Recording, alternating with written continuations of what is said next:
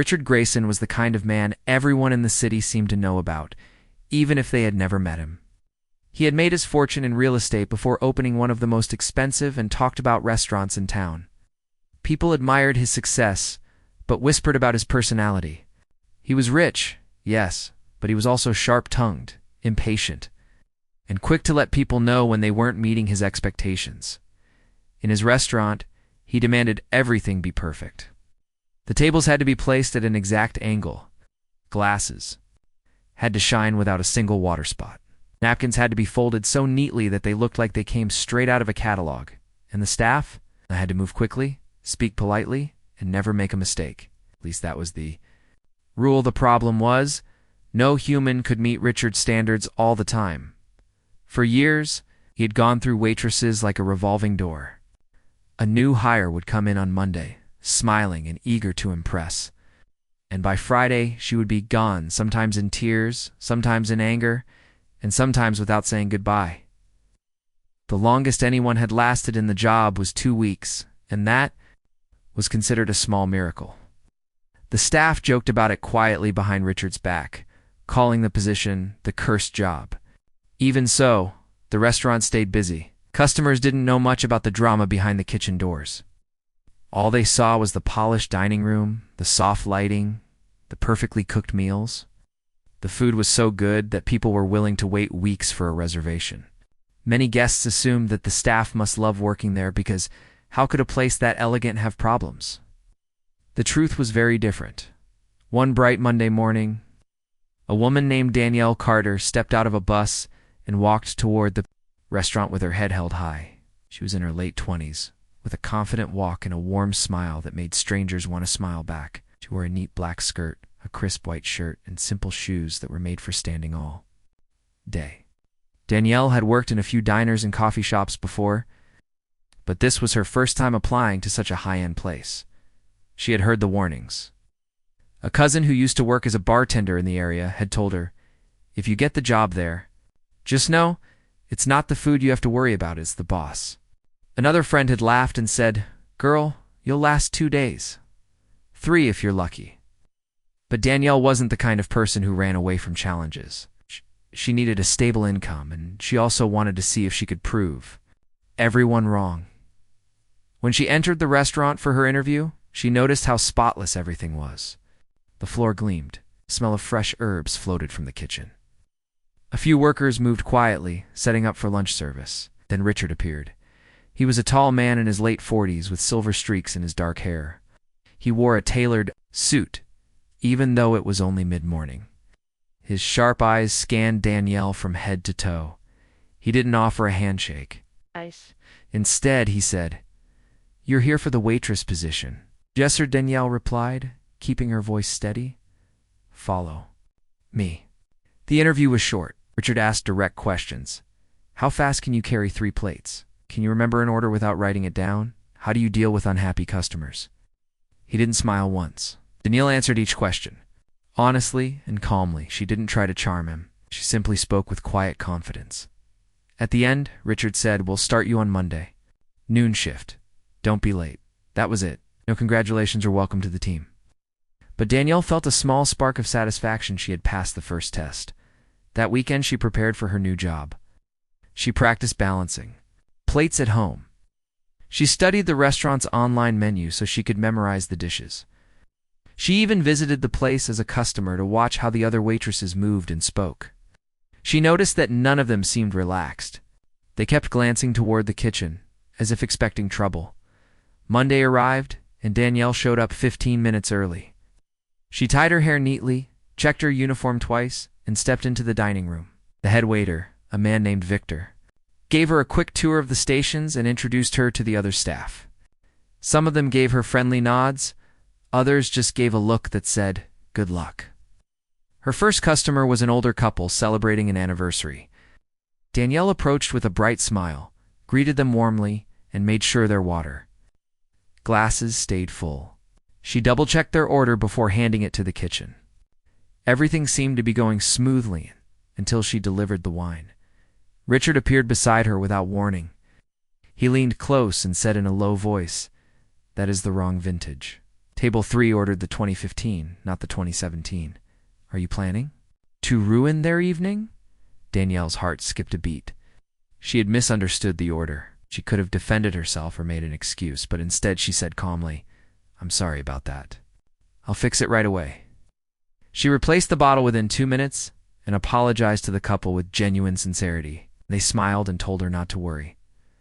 By the time the dinner rush ended, Danielle was tired, but still standing. Made a few more small mistakes, placing a fork on the wrong side, forgetting to offer dessert menus to one table, but she corrected each one quickly. When her shift ended, she expected Richard to say something about her performance. Instead, he simply looked at her and said, "You're back tomorrow at noon." On her way home, Danielle thought about the day. It had been stressful, yes, but she didn't feel defeated. She had managed to keep her composure, even when Richard's words were sharp. She remembered the look in the eyes of the other waitresses when he scolded her. They were sure she would quit after one day. But Danielle had made up her mind. She wasn't going to leave so easily. She told herself, "I'll last at least a month here, maybe more." She didn't know it yet, but that decision would soon lead to something no one in that restaurant thought possible. Danielle woke up early the next morning, her mind already running through the previous day. She thought about the wine mix-up and the small mistakes she had made, replaying each moment like a movie in her head, instead of feeling discouraged. She used it as a checklist for improvement. She was determined to be sharper today. By the time she arrived at the restaurant, she was once again early. Victor, the head waiter, noticed and raised an eyebrow. "You're back," he said with a half-smile, as if he truly hadn't expected her to return. "Of course," Danielle replied cheerfully. "Why wouldn't I be?" Victor chuckled softly. "You'll see. The second day is usually when people start thinking twice." The dining room was quiet in the morning light. Staff members were setting tables, folding napkins, and polishing silverware. Danielle joined them, carefully checking each glass for spots and making sure every table looked perfect. She wanted to make a good impression, not only on Richard, but also on her co-dash workers. Around noon, customers began to arrive. The lunch crowd was usually made up of business people from nearby offices, people in a hurry, people who expected quick and flawless service. Danielle was ready. She greeted each table warmly, listened carefully to every order, and repeated it back to make sure she had it right. But in a place like this, something was bound to go wrong. It happened with her fourth table of the day. A man in a dark suit ordered a sandwich without mayonnaise, but when the plate came from the kitchen, the sandwich clearly had a layer of it. Danielle felt a flash of panic. She knew if Richard noticed, he would explode. Instead of taking the plate straight to the customer, she stepped back into the kitchen and told the chef quietly, "This needs to be remade without mayo. It's urgent." The chef frowned, but quickly fixed it. The customer never knew there had been a mistake. Unfortunately, Richard had seen the exchange from the corner of his eye. He approached her later and asked in a sharp tone, "Why was that plate sent back?" "But the customer asked for none," Danielle answered calmly. "I thought it was better to fix it before they saw it." Richard didn't praise her, but he also didn't yell. Instead, he gave her a long look, as if he wasn't sure whether to be impressed or suspicious. "Don't let it happen again," he said before walking away. The afternoon went on with small challenges here and there, refilling water without interrupting conversations, timing dishes so all plates arrived at once, remembering tiny details about orders. Danielle stayed focused. She had promised herself she wouldn't be easily shaken, no matter what Richard said. The real test came at dinner service. Dinner at this restaurant was always busy, with a mix of regulars and new customers drawn by glowing reviews. Tonight, Richard was especially tense because a well-known lawyer had booked a table for 6. They were important clients, and he wanted everything to be flawless. Danielle was assigned to the table, and she knew the pressure was on. She greeted them warmly, took drink orders, and made sure bread baskets were full before the appetizers arrived. Things were going smoothly until one of the guests asked for a special cocktail that wasn't on the menu. Danielle could have said no, but instead she said, "Let me check with the bar." She hurried over to the bartender and described the drink. Bartender shook his head. "We don't make that here. Can you try?" she asked. It's for Richard's VIP table. With a sigh, the bartender agreed to improvise, and within minutes, the guest had the drink in hand, smiling. Danielle returned to check on the table, and everyone seemed happy. But just as she was leaving, Richard appeared at her side again. "What was it you brought to table 5? Cocktail request from one of the guests?" Danielle said. "I asked the bar to make it." Richard narrowed his eyes. "If the bar makes mistakes with custom orders, it slows the service for everyone else. Be careful with that." Danielle nodded. She knew he wasn't wrong. But she also noticed that he didn't look entirely angry more, like he was testing her judgment. By the end of the evening, her feet ached, and her voice was hoarse from speaking politely for hours. Yet she also felt a small sense of victory. She had handled a full day without breaking under pressure. In the staff room, one of the other waitresses, a petite woman named Maria, sat beside her and whispered, "I thought for sure you'd be gone by now." Danielle laughed softly. "Why? Was it that bad?" Maria shook her head. "It's not the customers. It's him. Richard doesn't mean to drive people away. At least I don't think he does, but his standards are so high. He notices everything. Most people can't take it. You've been here 2 days and you're still smiling. That's different." On her way home, Danielle thought about those words. She understood now why so many people had warned her about Richard. It wasn't just strict, he was relentless. But she had also noticed something else. Beneath all that sharpness, he seemed to respect efficiency and quick thinking. If she could consistently show him she was capable, maybe she could last longer than anyone else. The next day brought more of the same constant small corrections from Richard. Constant adjustments on her part, criticized the way she held. A tray saying it was too low. He pointed out that she poured water too close to the rim of the glass. Each time Danielle simply said, "Got it," and fixed it without complaint. By the end of her first week, other staff members began to notice something unusual. Richard was running out of things to criticize. He still found something every now and then, but his comments were shorter, less biting. Danielle was starting to anticipate what he wanted before he said it, placing dishes at exactly the right angle, remembering his preference for how plates should be carried. Even adjusting the way she spoke to customers to match the restaurant's tone. One afternoon, Victor caught her adjusting a wine glass before Richard walked by. He grinned. "You're getting good at reading his mind." Danielle smiled. "Maybe I am." Still, she knew this was only the beginning. Lasting in this job wasn't just about surviving 1 week, it was about proving she could handle every situation, no matter how much pressure there was. What she didn't know yet was that a moment was coming soon that would test her in front of the entire staff, and even Richard himself would have to admit he had underestimated her. By the start of her 3rd week, Danielle had begun to develop a quiet rhythm.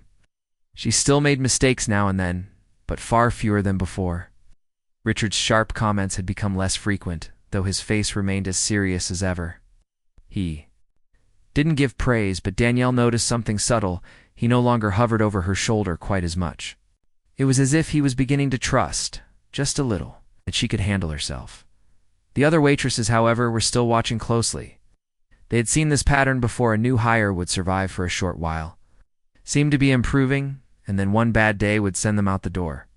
Danielle knew they were waiting to see if she would follow the same path. She didn't hold it against them.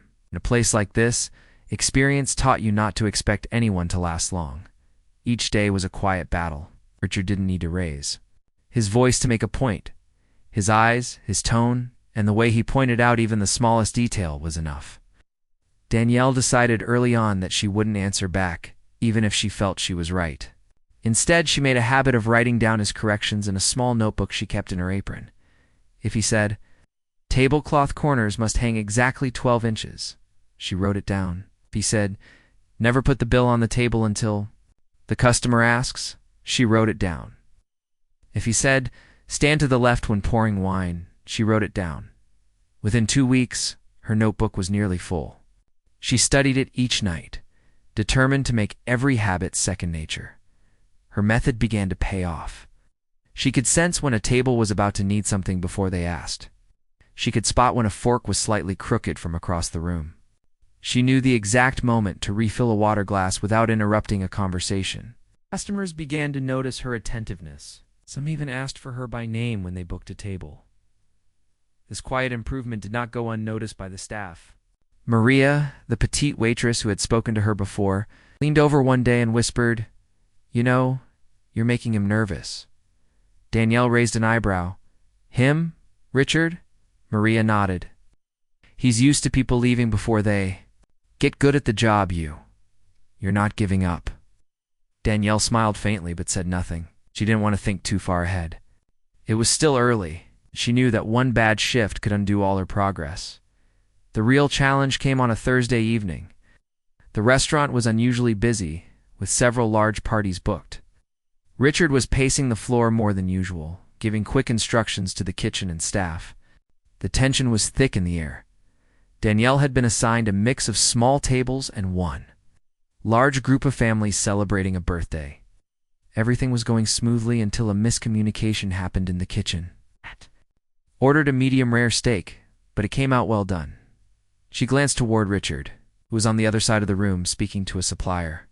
If he noticed this mistake before she fixed it, she would hear about it in front of everyone. Without wasting time, she went straight to the chef, explained the issue in a calm voice, and asked for a new plate to be prepared immediately. Then, she went back to the table, apologized for the delay, and offered them a basket of fresh bread while they waited. The guests seemed content, but Danielle's heart was still pounding. Timing was everything in this restaurant, and she didn't want anyone's experience to be ruined. Fortunately, the steak came out quickly, perfectly cooked this time, and the guests ended up thanking her for handling it so smoothly. Richard walked by a few minutes later, his eyes scanning the table. "Everything fine here?" "Customers." "Yes," one of them replied cheerfully. "Your waitress is excellent." Richard gave a slight nod but didn't look at Danielle. She didn't need his words to know she had passed another test. As the weeks went on, Danielle began to notice something unusual. She could predict Richard's next instruction before he gave it. If he was about to tell her to check a table, she was already on her way. If he was about to adjust a plate, she had already fixed it. She had learned his patterns, his preferences, and even the way he scanned the room. One evening, a new waitress named Claire joined the staff. She was young, enthusiastic, and clearly nervous. Danielle remembered her own first day and decided to help. She quietly gave Claire tips, like how Richard preferred trays to be carried or how to time drink orders.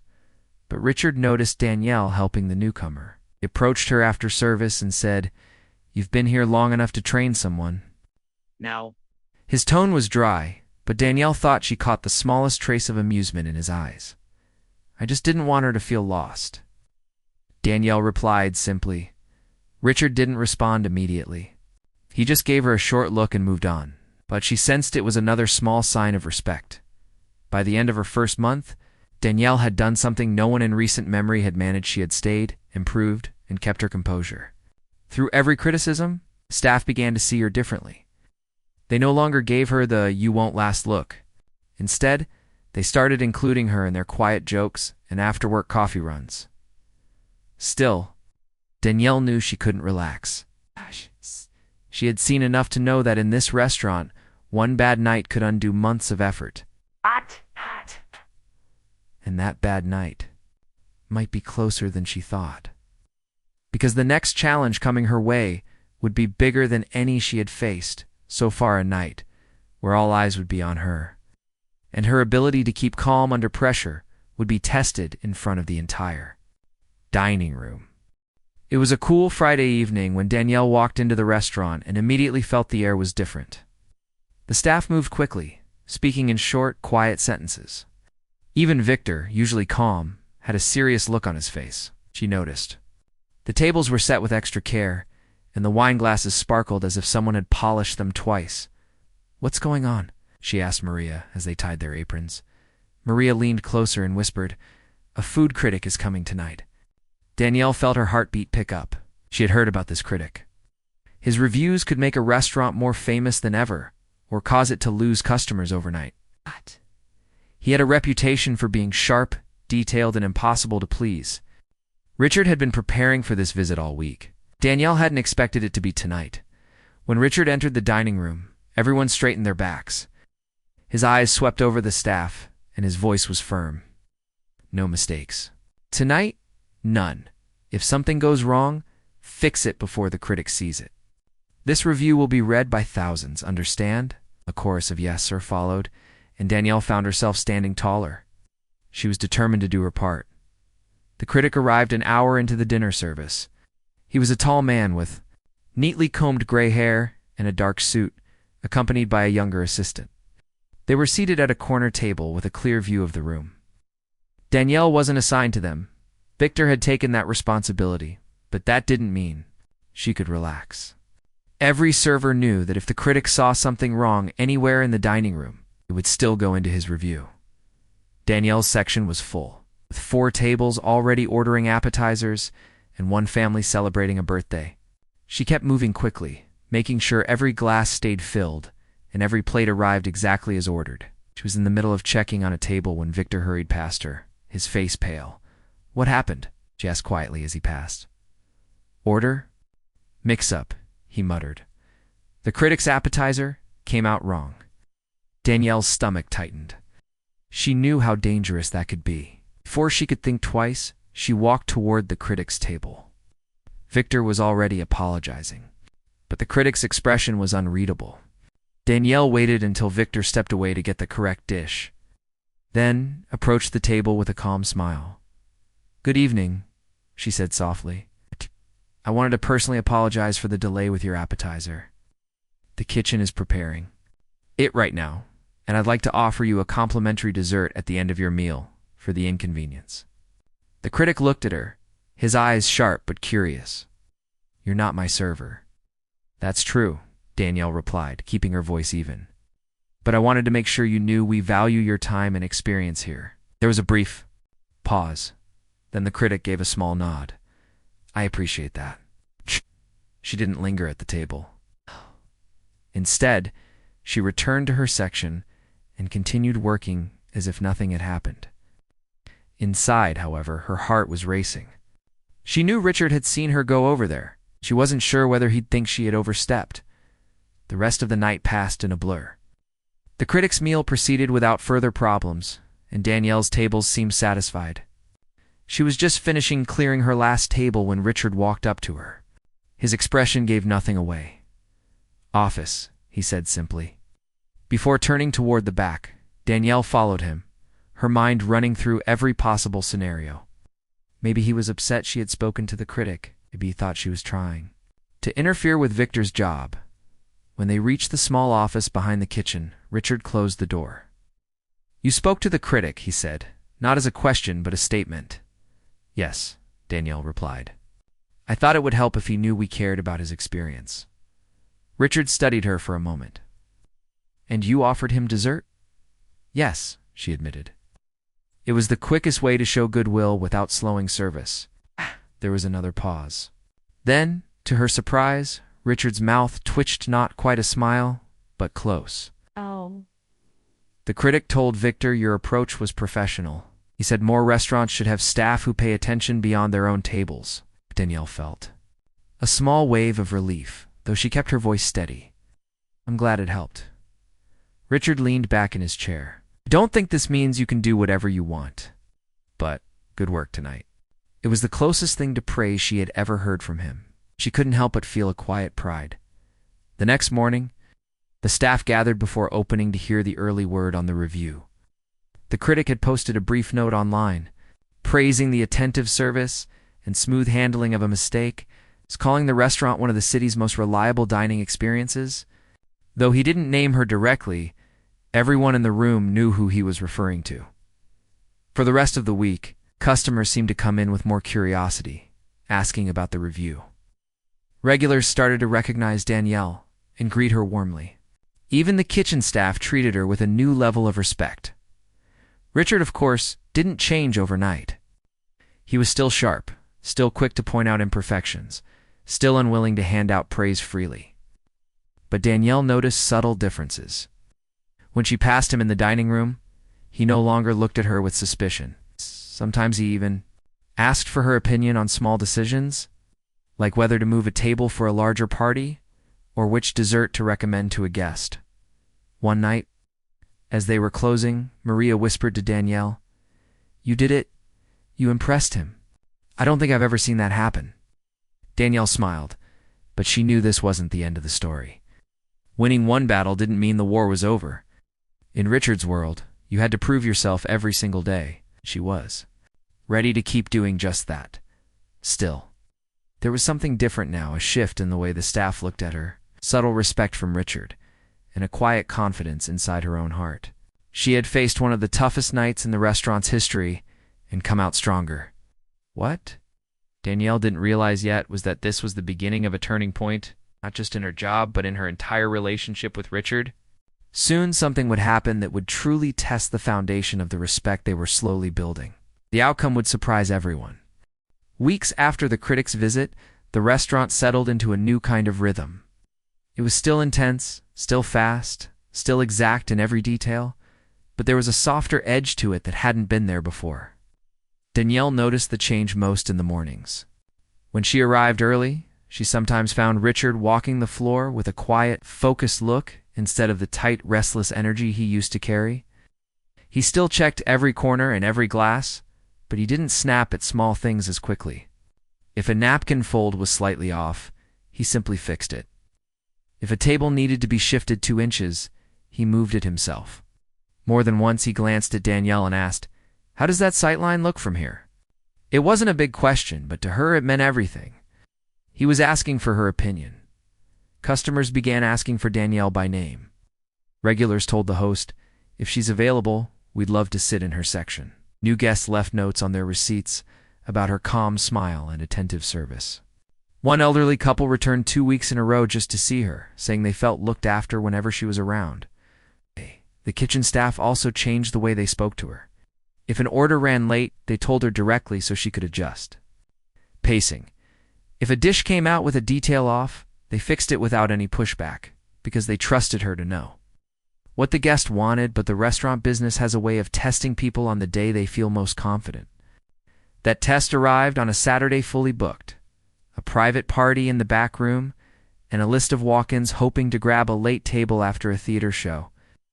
Danielle tied her apron and glanced at the reservation chart. It was packed wall to wall. Victor gave the pre-shift talk, short and focused, no wasted steps, communicate quietly. If you get in the weeds, raise your hand and I'll help. Richard stood to the side, arms folded, scanning faces. When his eyes met Danielle's, he gave a small nod. It said, "This will be a hard night. Stay steady." The first hour was smooth.